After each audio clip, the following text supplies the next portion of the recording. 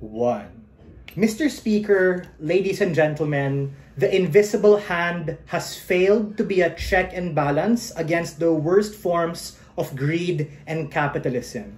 Note, panel, that this is not an actor motion, and we're going to be fair to side government and say that we're not taking any particular bias or lens, because if it were an actor motion, no shit, protectionism would be good, and not retaliating would be good for that emerging country that is tautological.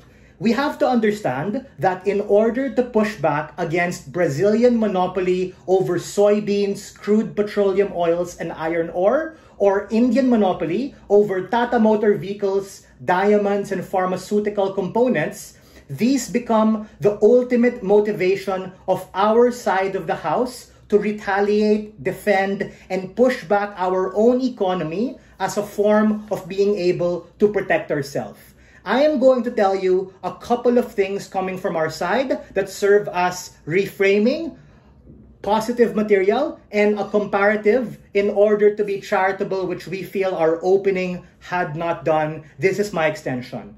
Number 1, we think that the same reasons that motivate side government from doing protectionism become the same motivations on our side of the house to retaliate. Why? Because protectionism is a form of retaliation in order to be able to have economic self-defense that prevents the competitive or comparative advantage that India, Brazil, or South Africa have over you.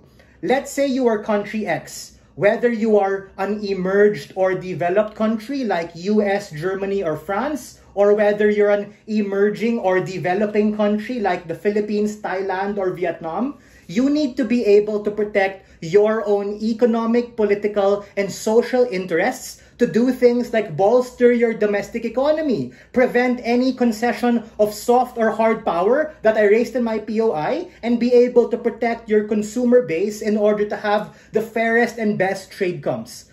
The intuition pump is very simple.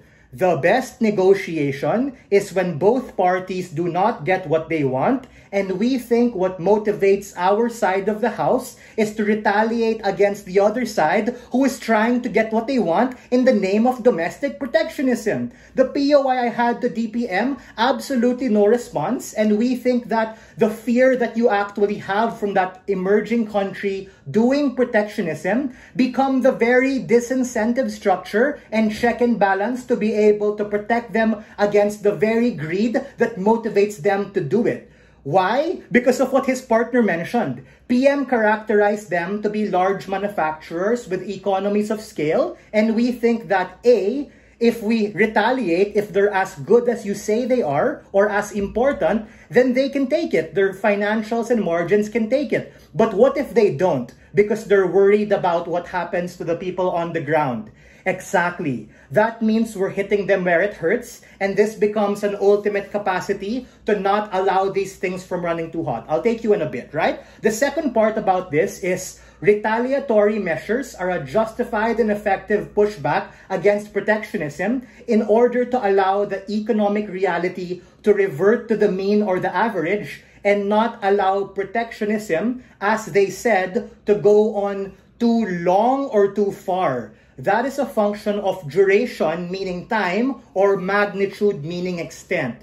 So, why is that the case? And this is the comparative impact that opening opposition had missed.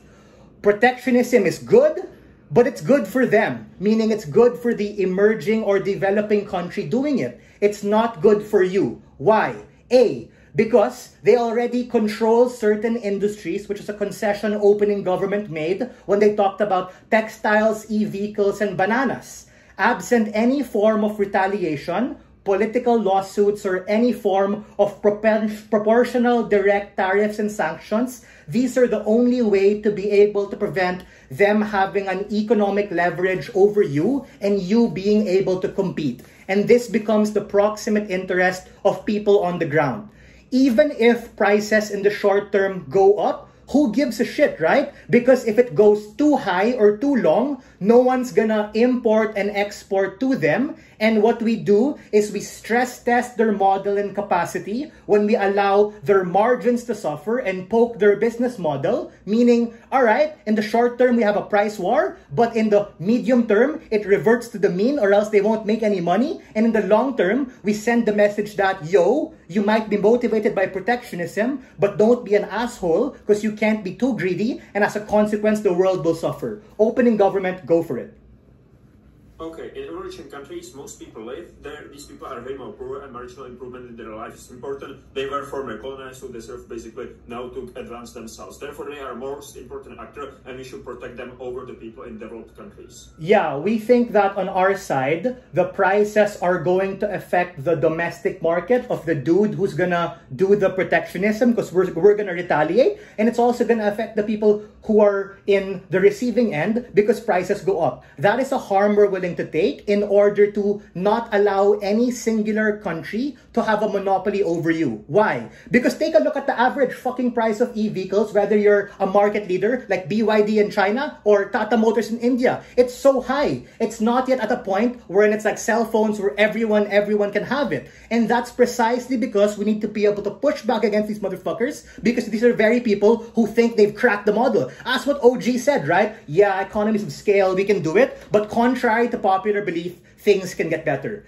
We think economic protectionism inside government means that you actually earn less on a dollar per dollar basis. This looks like earning less when you sell to them or export to them, and you as the country having to pay more when you buy or import from them. That is not fair. You get a couple of unique impacts coming from our side. Number one, you reduce the monopolistic power that these countries have over you that later on has a trickle-down effect to the world where you have better innovation and competition at fair prices when you stress test their model. Number two, you reduce the leverage they already have. Because absent any form of retaliation, that becomes a concession that their power and their interest is more important than yours. And lastly, you help the economy, wherein we think the invisible hand has done nothing and we need to be able to take that into our own hands and manipulate the levers. We need to fight back against the very people who are trying to take advantage because they think they can. Very proud to oppose.